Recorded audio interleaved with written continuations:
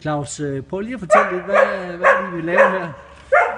Ja, vi viser hundehaven frem. Hundehaven Potefryd, som lige er åbnet i Aarhus. Det er en børnehave til hunde, hvor man kan komme og få sin hund passet i dagtimerne. Og det er jo dejligt at have med alle de her skønne dyr at gøre. Så det er vi rigtig glade for at kunne tilbyde, og vi har det rigtig sjovt med det.